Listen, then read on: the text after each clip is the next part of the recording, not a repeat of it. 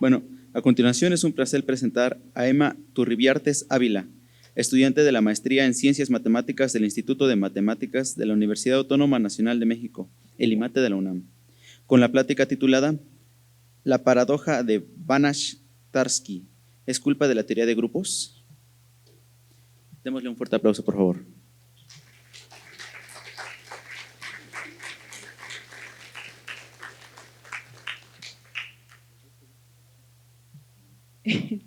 No, vas a spoilear todo. Bueno, gracias a todos por estar aquí. Gracias, Cristian, principalmente por invitarme y a todos los que hicieron que todo esto fuera posible. Se siente lindo que de repente ya te empiezan a invitar a los eventos en los que antes tú eras solo asistente. Entonces, bueno, estoy muy agradecida por eso. Y bueno, yo estudié matemáticas aplicadas en San Luis Potosí, pero de aplicada no tengo nada. La verdad es que siempre me movieron mucho más las matemáticas puras, como les suelen decir.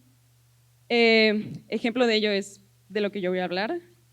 Y bueno, esto surgió en una clase que tuve en la licenciatura, era una clase de teoría de grupos. Y a mí me sorprendió muchísimo porque es un resultado, pues, de carácter muy geométrico, creo, y como de teoría de la medida y cosas así, pero la prueba venía en un libro de grupos y a mí se me hizo sorprendente, o sea, jamás creí que tuviera que ver una cosa con la otra. Y bueno, no sé, para empezar, ¿alguien sabe de lo que voy a hablar? Me refiero a la paradoja de Banach-Tarski. ¿Alguien la ha escuchado? Siento que es de esas cosas que son medio famosas, pero no sé si lo eran solo cuando yo estudié matemáticas y ya no. ¿No? ¿No? ¿Nadie? ¿Tú sí? Ah, bueno, me alegra de que al menos una persona. Y bueno, ok, vamos a ver qué dice. Primero que nada, tengo que pedirles una disculpa. Ah, sí. Realmente el título era medio engañoso. Creo que un mejor nombre para mi charla sería ese, que la paradoja es culpa del axioma de elección. Y bueno, para recordar qué dice el axioma de elección, porque quizá es algo demasiado obvio que ya a veces ignoramos, pues dice que si tenemos una familia de conjuntos, cada uno de ellos no vacíos, entonces podemos escoger uno de cada uno, un elemento de cada uno, así. Esa cosa tan simple tiene implicaciones terribles, implicaciones muy buenas que nos gusta que pasen en matemáticas, pero también implicaciones totalmente contraintuitivas. Y esto es ejemplo de ello. Y bueno, como segundo error en el nombre, en realidad no es una paradoja como tal. Es un resultado altamente contraintuitivo y por eso es que le han dicho paradoja durante mucho tiempo y así se ha popularizado. Pero es un teorema y bajo las leyes de la teoría de conjuntos y de axioma de elección, es un teorema y se prueba. Y parte de lo que voy a intentar hacer es darles una idea de cómo va la prueba. Así que, pues, si ustedes, estudiantes de matemáticas, los que sean estudiantes de matemáticas, han creído en los teoremas todo este tiempo, pues también tienen que creer en esto porque es uno de ellos. Entonces, bueno, la presentación de mi charla se vería mejor así. Sería un mejor nombre. Ok, y bueno, como para juntar ambas ideas, o sea, como que sí la teoría de grupos, pero sí el axioma de elección, ¿qué es lo que pasa de fondo y que vamos a explorar? Bueno, pues el axioma de elección hace que cierto grupo, que ahorita vamos a hablar de él, y en realidad, si alguien sabe de teoría de grupos y de gráficas de Cayley, lo estoy spoileando en el fondo de la diapositiva, cierto grupo se comporta de manera extraña gracias al axioma de elección, y es lo que vamos a ver. Entonces, bueno, ¿de qué va la paradoja? No les he dicho, entonces les he estado hablando ya no sé cuántos minutos de esto y tal vez no saben ni siquiera de qué va. Aquí está una primera formulación. Es posible partir la bola unitaria en R3, y con bola unitaria me refiero a la bola rellenita, en un número finito de piezas que, luego de rotarlas y trasladarlas, formen dos bolas unitarias disjuntas. ¿No les parece eso sorprendente? O sea, existe una forma de partirla en un número finito de piezas, no infinito, Y luego las roto, traslado, quizá reflejo, que todas son pues transformaciones que deberían preservar el volumen de la bola, y me formo dos bolas ajenas, idénticas a la primera. O sea, y les estoy diciendo que eso es un teorema. Bueno, no sé, para mí me vuela la cabeza. Pero hay otras formulaciones aún más increíbles. Es posible cortar un chícharo en un número finito de piezas que luego de reacomodarlas formen una bola del tamaño del Sol. Sí. Sí, eso es un teorema, gente. Bueno, sí. O sea, ¿qué? ¿De qué se tratan las matemáticas ahora?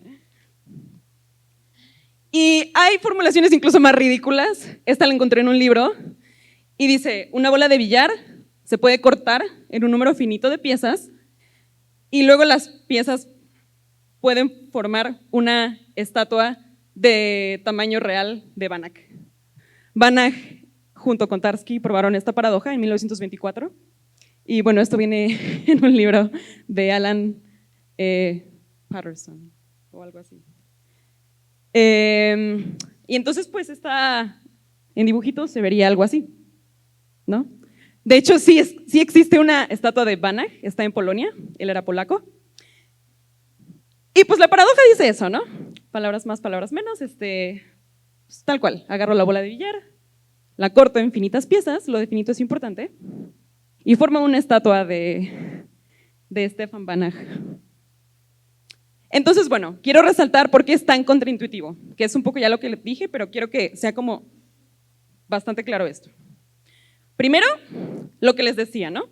Movimientos como rotaciones y traslaciones en el espacio, estamos acostumbrados a que preserven volumen, ¿cierto? O sea, ¿eso les parece razonable?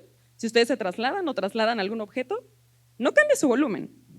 Y lo mismo pasa si lo rotan, incluso si lo reflejan, ¿sí? Entonces, ¿por qué es que puedo partir en un número finito de piezas que luego de rotarlas, trasladarlas, quizá reflejarlas, de repente ya tengo dos cosas idénticas a la primera? Es como casi tan absurdo como decir que 2 es igual a 1, ¿no?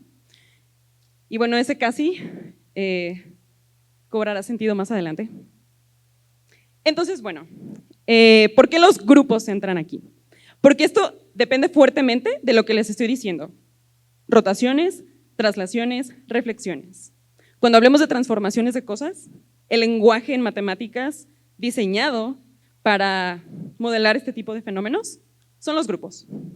Entonces, discúlpenme, obvié la definición de grupo, pero bueno, tienen un conjunto, una operación dentro de él, binaria, que es asociativa, existe un elemento neutro que no le hace nada al resto de los elementos, lo pueden pensar como un 0 si quieren, o como un 1, y cada elemento tiene su inverso, ¿cierto? Cada elemento tiene otro elemento que al multiplicarlos entre sí me da el neutro. Eso es todo. Pero mejor pongo ejemplos, más que la definición. Primero, R3 con la suma. Se toman un vector cualquiera en R3, se toman todos los vectores en R3 y pueden sumarlos, obtener otro vector en R3 y eso cumple las 3 propiedades que les acabo de decir, ¿sí? Y R3 no tiene nada de especial, pueden sumar, y de hecho lo hacen todo el tiempo en álgebra lineal, vectores en Rn, en general. Entonces con la suma, ambos son grupos. Donde el inverso, pues, bueno, ¿el neutro cuál es? ¿Quién es el neutro? El 0, ajá, el vector que tiene todas sus entradas 0. Y aquí hay grupos más interesantes que son los relevantes para la charla. ON va a denotar el grupo de matrices de n por n, tales que su inversa es igual a su transpuesta, ¿sale? Y pues es necesario que pidan que tengan inversa porque pues les acabo de decir que en un grupo todos los elementos tienen un inverso. En este caso la identidad sería la matriz identidad y pues estoy declarando tal cual que cada elemento tenga inverso y pues bueno, la multiplicación de matrices es asociativa y demás. Pero recuerden, son matrices tales que ellas por su transpuesta son la identidad. Y dentro del grupo de arriba tenemos el grupo de las matrices que por un lado satisfacen que su inversa es su transpuesta, pero además su determinante es 1. Y esto en realidad es el grupo de rotaciones. Que aquí, ok, sí, esto funciona en cualquier Rn, pero yo me voy a concentrar en n igual a 3. Y en n igual a 3, SO3 es el grupo de rotaciones, tal cual como aprendieron quizá en álgebra lineal, las matrices de rotación alrededor de un eje por algún ángulo. Eso forma un grupo y lo denotamos como SO3. Y finalmente, las isometrías, ¿sí? Todas las funciones en R3 o en Rn si quieren, que con la composición forman un grupo. ¿Y qué son las isometrías? Pues transformaciones del espacio euclidiano que me dejan la norma igual, ¿sale? O sea que no modifican distancias. Y bueno, ahí está el cuadrito tapando un 3, pero voy a hablar del grupo de isometrías de R3. Solo para decirles que se puede probar que cualquier transformación que deje invariante la distancia en R3, o sea que si calculo la distancia de la norma de un vector y de él mismo luego de haberle aplicado la transformación, eso me da igual, se puede escribir como un elemento en el grupo O3, que es el que mencioné antes, más una traslación. Entonces tiene sentido, ¿no? Las traslaciones dejan la distancia igual y de la definición que les di de matriz ortogonal sale que también son isometrías. Y en realidad tengo esto, ¿no? Todas las rotaciones en el espacio, que dije que eran SO3, están metidas dentro de las transformaciones ortogonales, que aquí no solo hay rotaciones, hay reflexiones y composiciones de esas cosas y otras reflexiones y rotaciones raras. Y todas son isometrías de R3. Y tiene sentido, ¿no? O sea, aquí están las cosas que nos gustaría que preservaran el volumen. Lo que decía al principio, ¿no? Trasladar cosas, rotarlas, etc. Pero en realidad los grupos son más importantes cuando actúan sobre conjuntos. Entonces, el primer ejemplo, y es más bien una pregunta, es ¿cómo le pueden hacer para rotar un vector en R3? Que en realidad creo que ya lo dije. O sea, de álgebra lineal, ¿cómo le hacían para rotar vectores? ¿Les suenan las matrices de rotación? ¿Sí? ¿Sí? ¿No? ¿No? Ok, bueno. Sí, para rotar vectores lo puedo multiplicar a la izquierda por una matriz de rotación. ¿Sale? Entonces, este es mi vector en R3, lo multiplico por una matriz del tamaño adecuado de rotación y el efecto que produce es rotar por un cierto ángulo alrededor de un eje el vector. Cuando esto pasa, decimos que el grupo de rotaciones, SO3, actúa en R3. Y lo único que estoy diciendo es, cada elemento de mi grupo se lo puedo aplicar como si fuera una función a mi elemento del conjunto, que en este caso el conjunto es R3, y obtener un nuevo elemento de R3 mismo. En general, es una función que a un par de elementos, uno en el grupo y otro en el conjunto X, le asocia otro elemento y piénsenlo como que el grupo G está moviendo todos los elementos del conjunto X. ¿Sale? Y esto sujeto a dos reglas, solamente dos. Y es que la identidad del grupo, que denoto como 1, no le hace nada a nadie, y que operar por un elemento H y luego por un elemento G es lo mismo que operar por el producto de ellos. Recuerden que estamos dentro de un grupo, entonces esto tiene sentido, ¿no? Esto es un elemento del grupo. Y de nuevo, ejemplos. Este ejemplo es medio bobo, pero en realidad se va a usar fuertemente más adelante. Cada grupo actúa en sí mismo con la misma multiplicación del grupo. Mi primer ejemplo es Rn, entonces un elemento U en Rn actúa en otro, sumándolo, y eso es todo. Esto tiene sentido en cualquier grupo actúa en sí mismo por la multiplicación definida en el grupo. Y los grupos de matrices que les conté también actúan en el espacio adecuado. ON actúa en Rn y lo mismo pasa con SON. Y la acción ya se las dije, ¿no? Cada matriz del grupo la puedo multiplicar por los vectores del espacio. Entonces, bueno, siguiente concepto importante. Conjuntos equidescomponibles. Supongan que ya tienen un conjunto cualquiera, un grupo cualquiera, y el grupo está actuando en el conjunto, que es el concepto que acabamos de ver. Entonces voy a decir que dos elementos son G equidescomponibles, como viene arriba, si existen particiones de ambos, finitas, noten, y en el mismo número de partes, y elementos del grupo, tales que puedo obtener las partes del conjunto B moviendo con G las partes del conjunto A. Y el ejemplo que tienen que tener en mente es el que les decía al inicio, de la bola de billar y la estatua de Banach. ¿Sí? O sea, puedo partir la bola de billar y también partir a la estatua de Banach. De modo que, moviendo mediante cierto grupo las partes de la bola de billar, obtengo las partes de la estatua de Banach. Esto es justamente lo que está diciendo esta noción. Y bueno, aquí está, ¿no? A se puede partir en n piezas que luego de moverlas mediante el grupo G formen B. Y el siguiente concepto son los conjuntos G paradójicos. De nuevo, supongan que tienen un grupo actuando en un conjunto y un subconjunto del conjunto, que vamos a llamar D. Entonces, D va a ser G paradójico, y esto lo estoy haciendo respecto a un grupo, eso también es importante.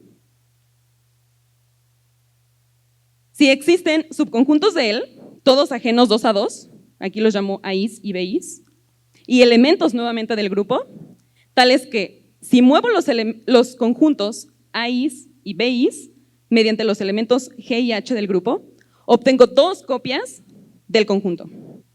¿Sale? Entonces, piensen en esa imagen, ¿sí? Entonces, tengo ahí conjuntos dentro, todos ajenos, es lo que estoy pidiendo, ajenos 2 a 2, de modo que si los muevo de alguna forma mediante la acción del grupo, recupero 2 veces D.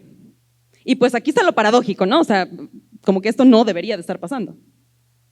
Entonces, D se puede partir en n más m piezas que luego de moverlas, las n se van de un lado para formar una copia de D y las m se van del otro para formar otra copia de D.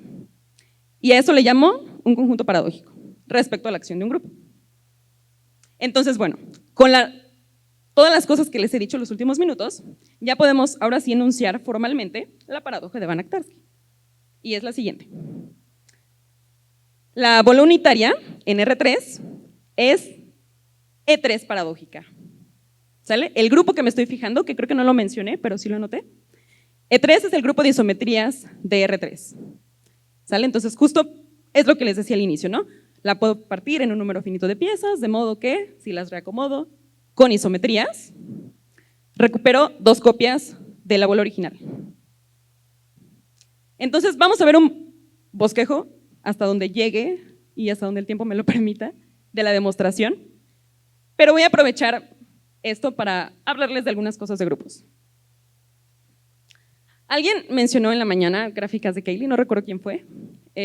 Vamos a ver la definición. Bueno, la gráfica de Cayley es una gráfica que le puedo asociar a un grupo. Gráfica, simplemente vértices, puntitos y aristas entre ellos. ¿Sale? Pero esto depende del grupo y de un conjunto generador del grupo. Decimos que un subconjunto que está dentro del grupo genera todo el grupo si cualquier elemento lo puedo escribir como producto de los elementos que están en el conjunto generador o de sus inversos. Por ejemplo, piensen en los enteros los genera el 1, ¿no? Cualquier entero es suma de unos, si es positivo, y cualquier entero negativo es suma de menos unos. Entonces, el 1 genera al grupo de los enteros.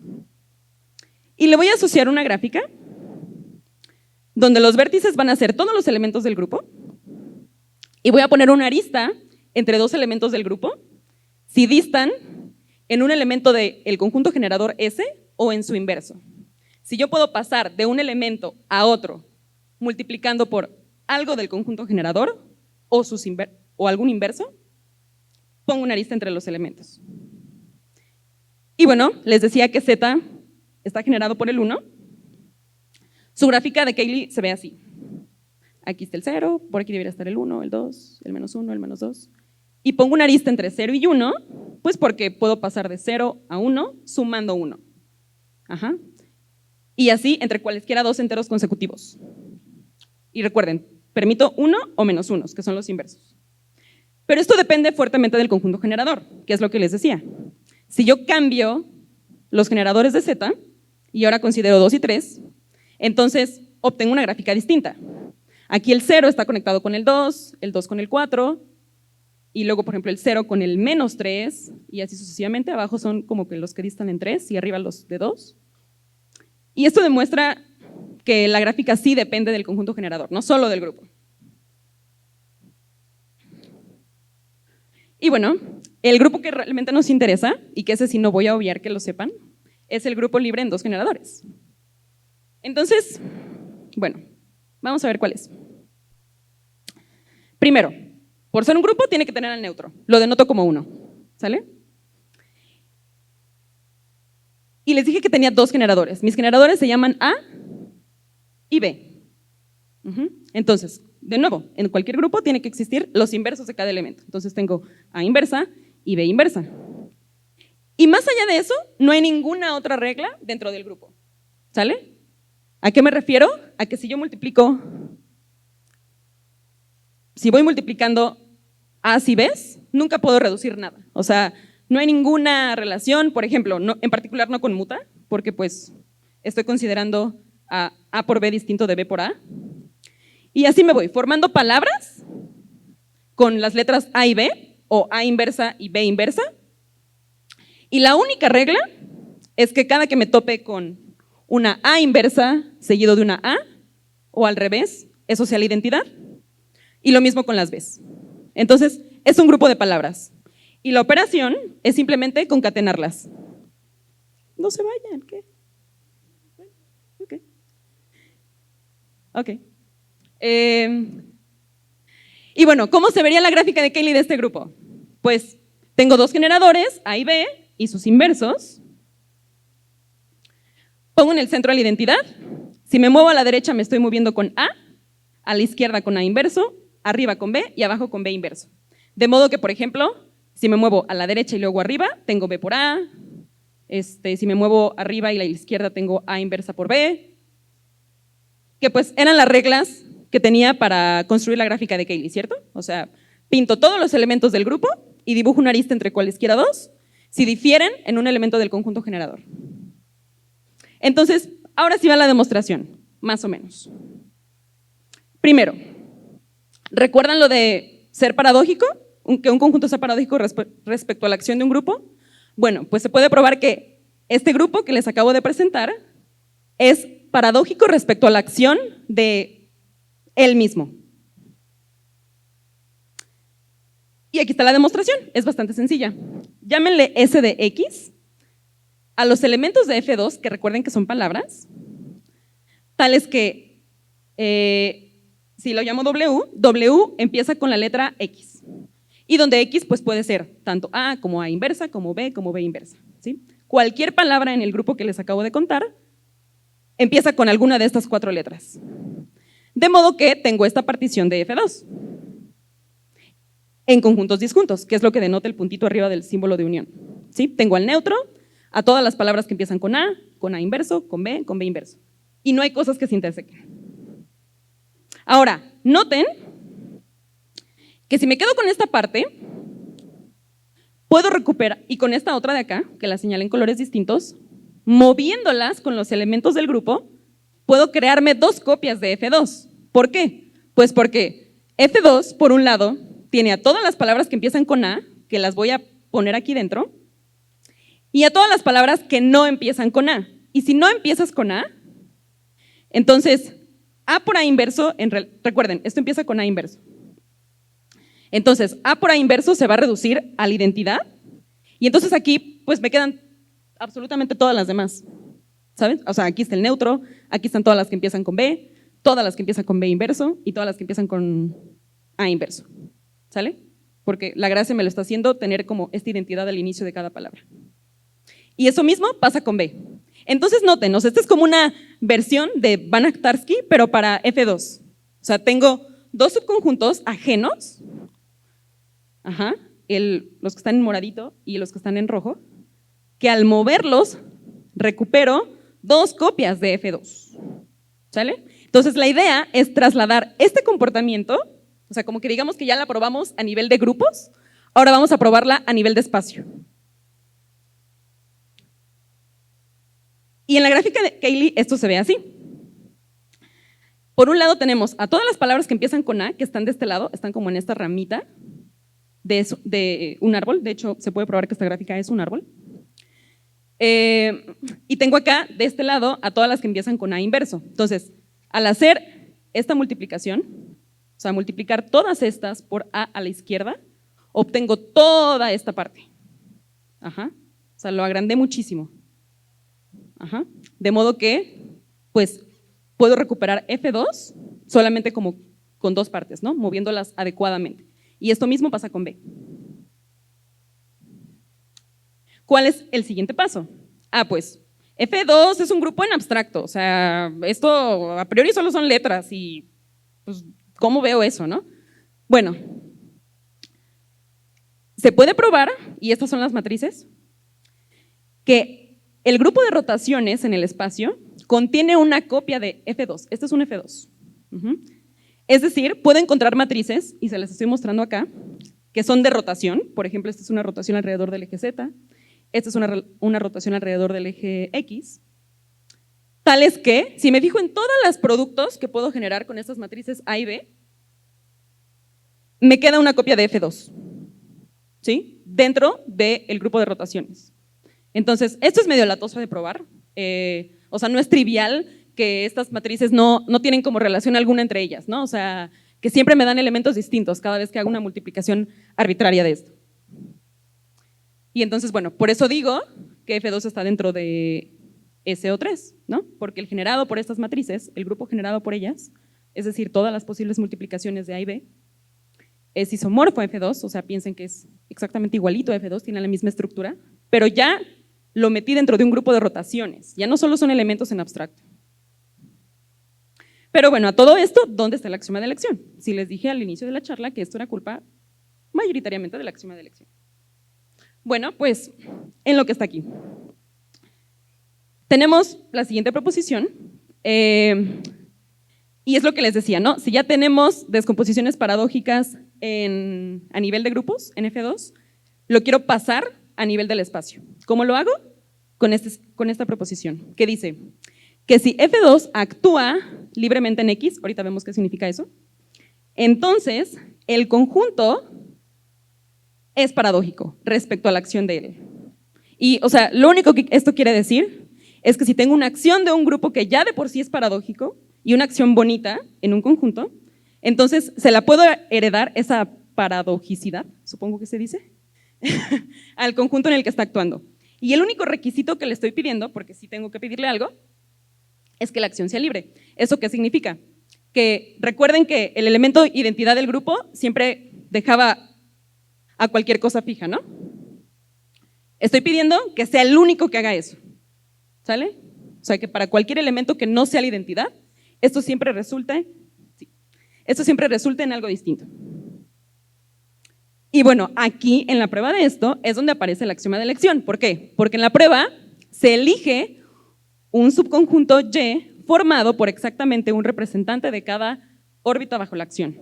Entonces, no voy a mencionar mucho qué es órbita, pero piensen que cada vez que tienen la acción de un grupo en un conjunto, el conjunto se divide, se particiona, y en la prueba sí utilizo fuertemente que tengo que elegir un representante de cada elemento de la partición. Eso es elección, y no nos podemos salvar de ese paso. Y bueno, ya a partir de aquí, la prueba ya solamente se las cuento, ya sin muchos detalles. Se prueba como una versión preliminar de la paradoja de Banach-Tarski, pero le llaman la paradoja de Hausdorff. Y es como, ok, lo que dice es, existe un subconjunto de la esfera en R3, o sea, solamente el cascaroncito de la bola, que es numerable, de modo que si se lo quito, ese conjunto chiquito, digamos, porque es numerable, lo que me queda es paradójico. O sea, que recuerden, es lo mismo de siempre, ¿no? Lo puedo partir en un número finito de piezas y reacomodarlas, de modo que me queden dos copias ajenas. Pero esto todavía no es lo que queremos. Aquí es la esfera menos un conjunto numerable. Y la razón por la cual tenemos que quitar este conjunto numerable es porque las matrices actúan en la esfera no libremente, que es la condición que le pedí en el teorema anterior. O sea, sí hay puntos fijos, que son justamente como que las intersecciones de la esfera con el eje de rotación. Entonces no puedo como que aplicar directamente el teorema. Pero no todo está perdido. Se puede probar que la esfera es SO3 equidescomponible, lo que les decía al principio, recuerden la imagen de la estatua de Banach y la bola de billar, con S2 menos un conjunto numerable. ¿Y qué ganó con esto? Que la paradojicidad, de nuevo, se preserva bajo conjuntos que son equidescomponibles. De modo que si ya probé que S2 menos un conjunto numerable es paradójico respecto a este grupo, también algo que sea equidescomponible a él. Y no solo eso, sino que cualquier otra esfera en R3, de cualquier radio, centrada en cualquier otro lugar. Y finalmente, se obtiene el teorema.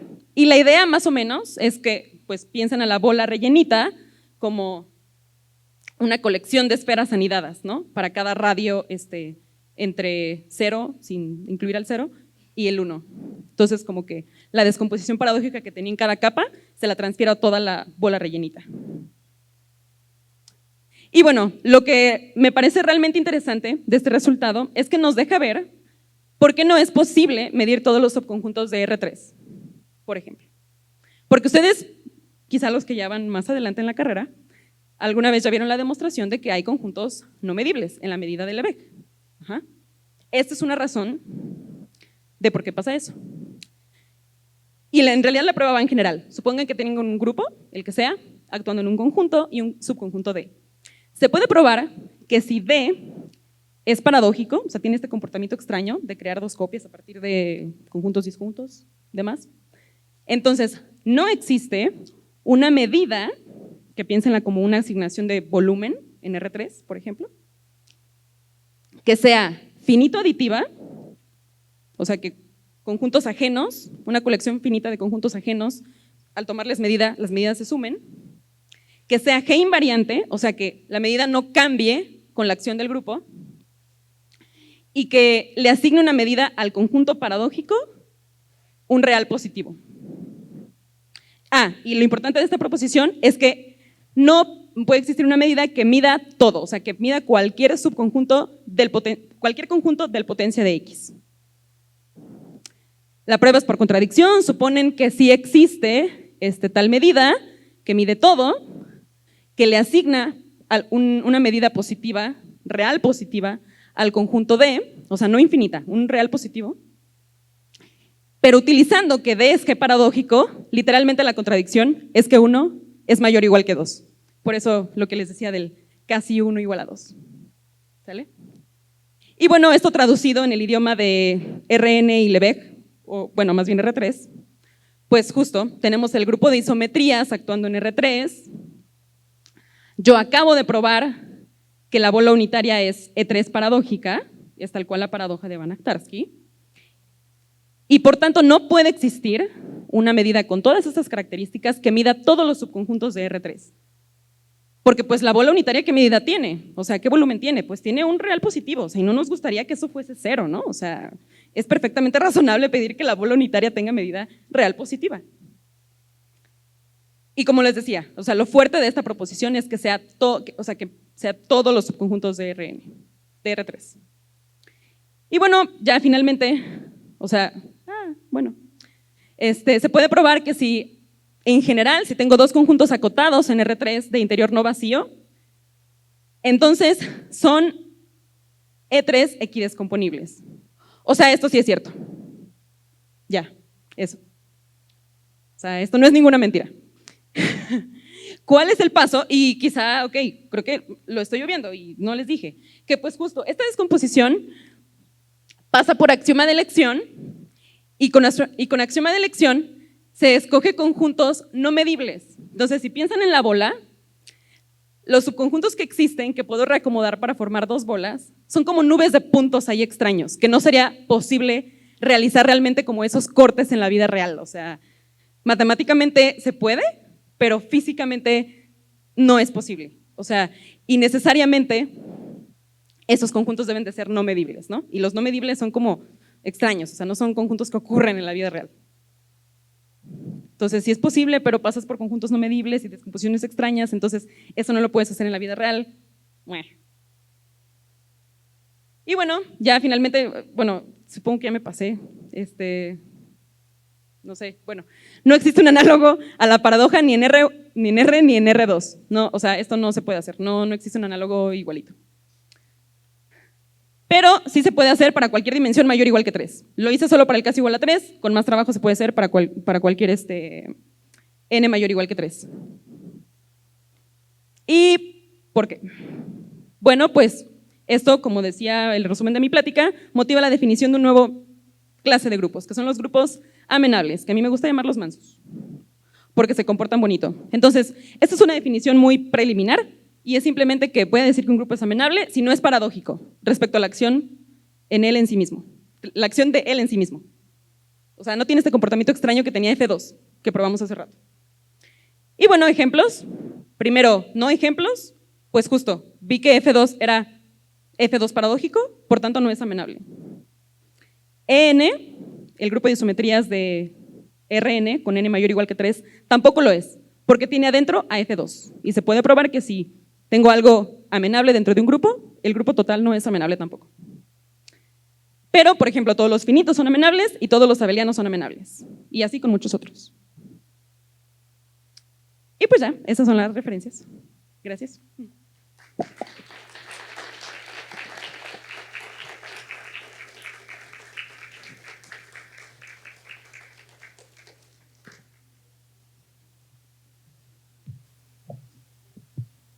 Muchas gracias, Emma, por tu plática tan interesante, tan paradójica, dijeras tú.